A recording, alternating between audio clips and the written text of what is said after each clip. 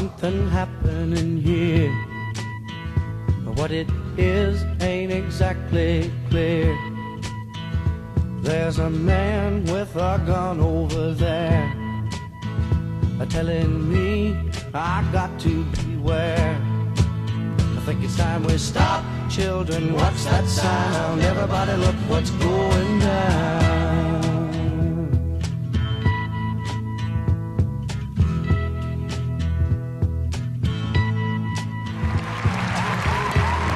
Everybody's wrong. Nobody's right if everybody's wrong.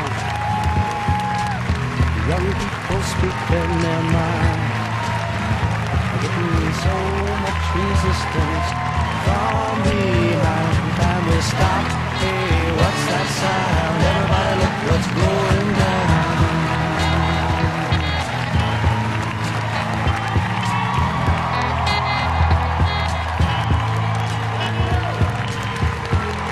What a field day for the heat. 1,000 people in the street.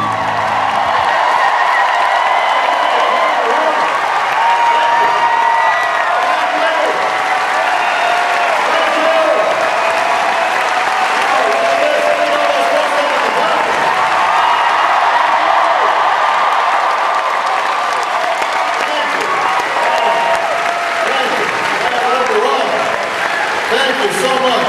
Thank you. I am overwhelmed. Goodness gracious. There's a crowd here. San Francisco, you do not play. Let me begin because I want to personally acknowledge the people who helped to pull together this extraordinary event. I want to thank, with two of my dearest friends and supporters, Kamala Harris and Laura Chick. Give it up for them.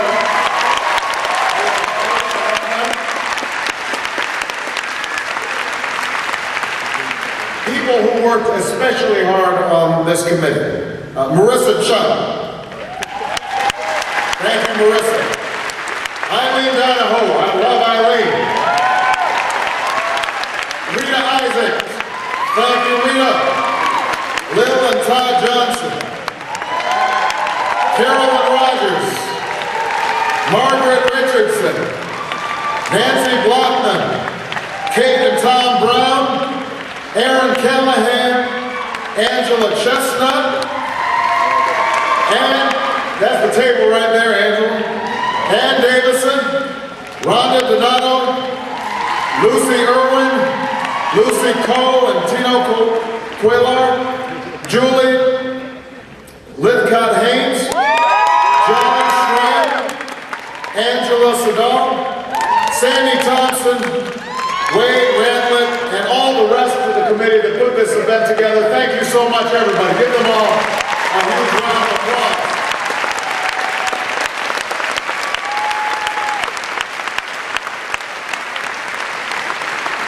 And just one other person I have to acknowledge because he gave people a lot of pleasure during the last NBA season. Baron Davis is in the house. I don't know where Baron is. He's right there with his sister.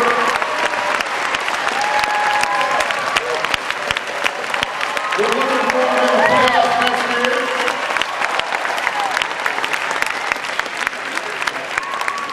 Well, they were losing the Chicago Bulls.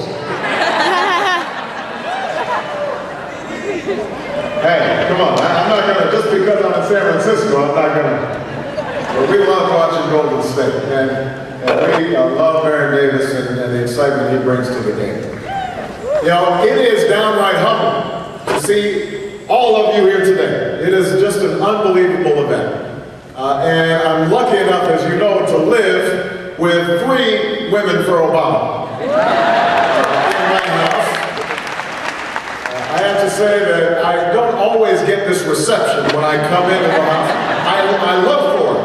I've tested some things out. I suggested, you know, why don't you address me as senator?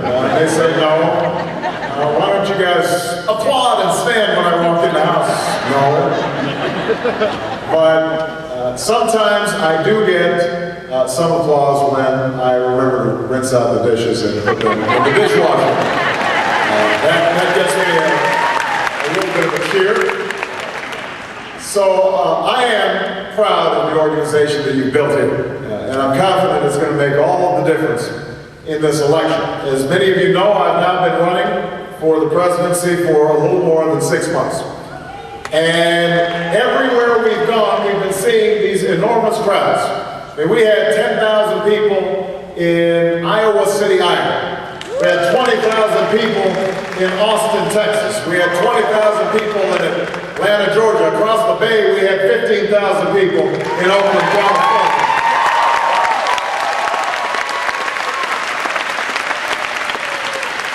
But it's not just the numbers themselves that are so inspiring. It's the people behind those numbers, because they come from every walk of life. They are young and old. They are black, white, Latino, Asian, Native American. They are gay, straight. They are disabled. They're Democrats. They're independents. Even some Republicans sneak in once in a while. They'll whisper to me, "Listen, I'm a Republican, but I support you."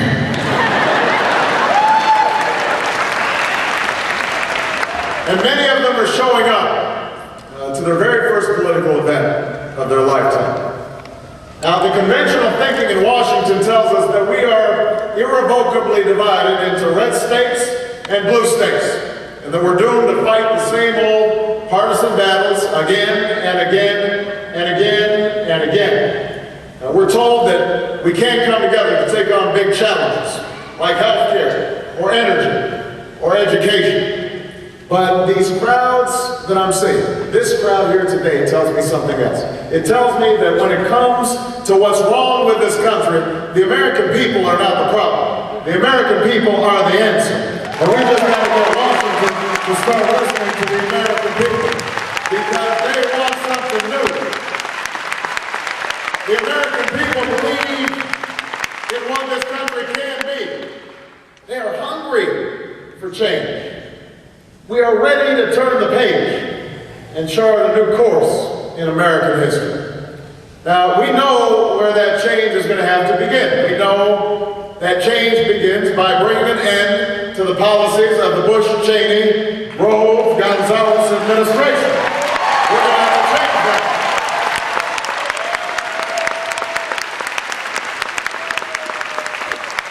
Because in the last 6 years, we've seen an administration that treats our Constitution as a nuisance, as opposed to the foundation of our democracy.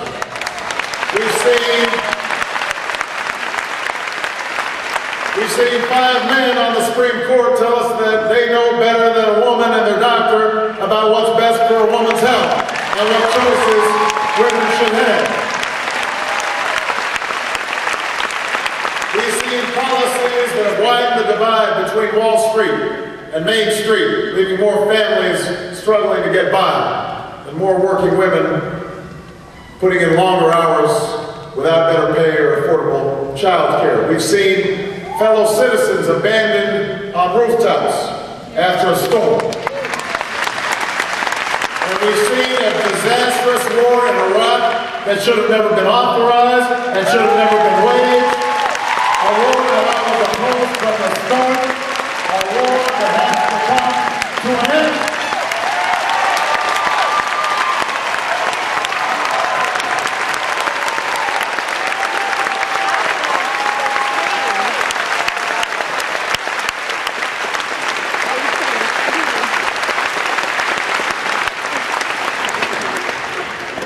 That's before you get to Scooter.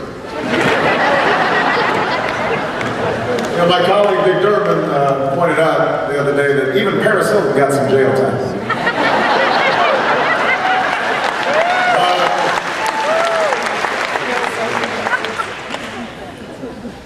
So there's no doubt that part of what accounts for the energy and momentum and crowds that we're seeing is in opposition to this administration's policies. Yeah, George W. has been a great advertisement for the Democratic Party. But it is going to take more than a change of parties in the White House to truly turn this country around.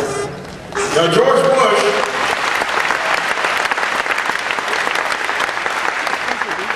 Bush and Dick Cheney may have perfected divisive special interest politics. They may have turned it into an art form, but they didn't invent it. Right. It was there before they got to Washington. And if you and I don't stand up and challenge it in this election, it will be there long after they leave. I'm running for president because I don't believe in the cynical strategy that says you have to divide this country into two in order to win an election. I believe it's time to find our stake in each other as Americans and unite this country around a common purpose. I think it's time for us to reach out for a common destiny. I don't believe that we can come together as Americans to do better.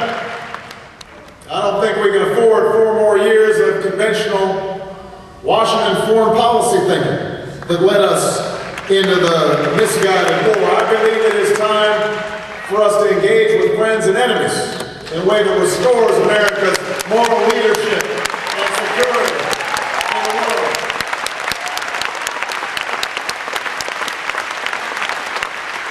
I will not stand by while lobbyists use their checkbooks to veto our country's progress.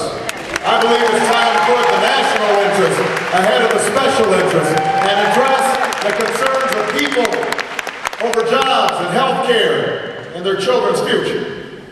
That's why I'm running for President of the United States, because to meet these challenges, changing parties is not enough. We need something different. We need a new attitude. The times are too serious. The stakes are too high.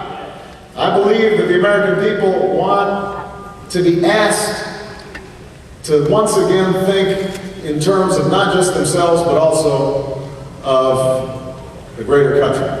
I think they're ready for sacrifice, and they're ready for responsibility, and they're ready for truth, and honesty, and integrity. I think that's what the American people are looking for, not just more of the same.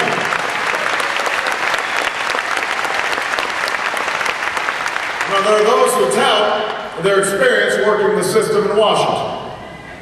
I understand that, but the problem is the system in Washington isn't working for us. And it hasn't been working for us for a very long time. Think about it. We've been talking about the healthcare crisis in this country for decades. We aren't just here to win an election. We are here to transform a nation.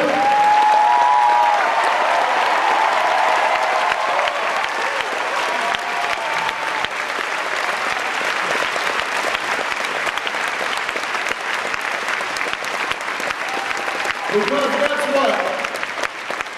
that's what we need. We need transformation. We need transformation. I do not accept that in the richest nation on earth, we have to stand by while 47 million Americans have no health care. And millions more are on the verge of bankruptcy because of their medical bills. As some of you are aware, my mother died of ovarian cancer in the prime of her life. She was 53 years old. And you know what she was most worried about in those final months? She was between jobs. She was diagnosed as she got her new job. She wasn't sure whether her insurance was going to cover her treatment or whether it was going to be prohibited as a pre-existing condition. I remember listening to her worry about medical bills instead of thinking about getting well or coming to terms with her possible death. It broke my heart. And I know what it's like to see a loved one suffer because of a broken healthcare system. And I know it's wrong. And I know it's not who we are as Americans. Which is why when I am president, we will have universal healthcare in this country by the end of my first term in office. This country by the end